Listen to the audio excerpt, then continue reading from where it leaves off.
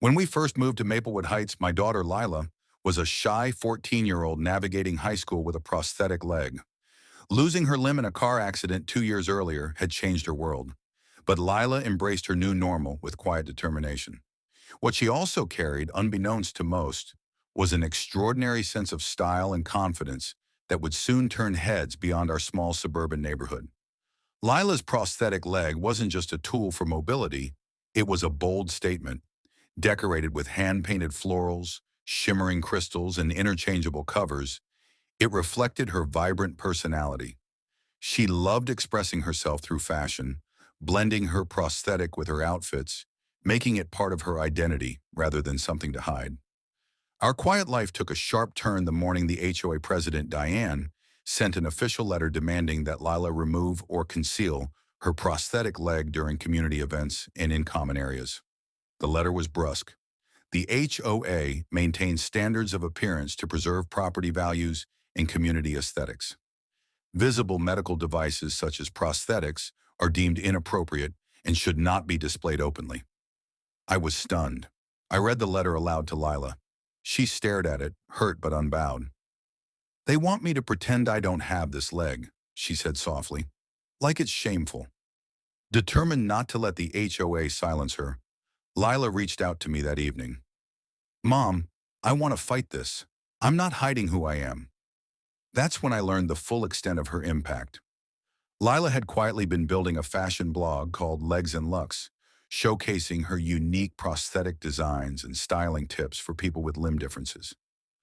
The blog had grown into a social media sensation, attracting thousands of followers and even catching the attention of major fashion magazines. Last month, Vogue had featured her in a spread titled "Redefining Beauty: The Rise of Prosthetic Fashion Icons." Lila was becoming a trailblazer, inspiring others to embrace their bodies proudly and creatively. Armed with this knowledge, I contacted the HOA board to request a meeting. At the meeting, I brought Lila along. She arrived confident, dressed in a chic outfit perfectly complemented by her decorated prosthetic, which sparkled under the meeting room lights. I started calmly. "We received a letter demanding Lila conceal her prosthetic leg. I want to remind everyone that this is a medical device and part of her identity.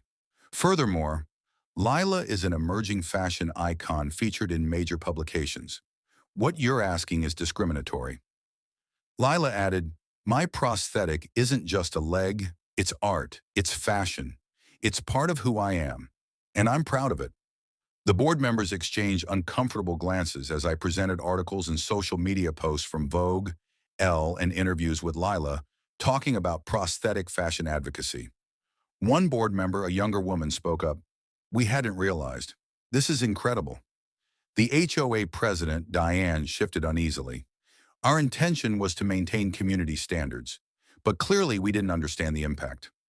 Following a tense but honest conversation, the HOA officially rescinded the demand. They even offered to host a community event showcasing adaptive fashion, with Lila as the keynote speaker. Word spread quickly, and neighbors who had been indifferent or wary now approached Lila with admiration and questions about her designs. Children asked for tips to decorate their own prosthetics, and local media came to interview her about how she was changing perceptions of disability and beauty. That spring, Lila led a runway show at the community center, modeling alongside other people with disabilities who celebrated their unique styles. The event was a huge success, shifting the culture of Maplewood Heights toward inclusion and pride. Lila's journey from shy teenager to fashion icon wasn't just a personal victory, it was a powerful reminder that identity is not something to be hidden, but celebrated.